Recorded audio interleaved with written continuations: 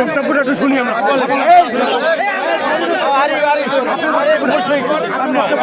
কি বলে একটু শোনো, আমাকে তো কথাই বলতে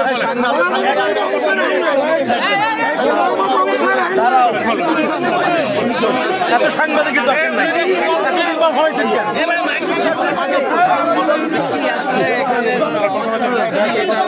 সমাধান কি আসলে ভাইয়া? এখানে যে কাজ চলে আপনারা তো জানেন যে কার্পেটিং কাজ কোনো সময় মানে বর্ষার সময় আমাদের কোনো কাজ করা যায় না। গত বর্ষায় আমরা কাজ বর্ষার পরে তো কাজ শুরু হয়েছে,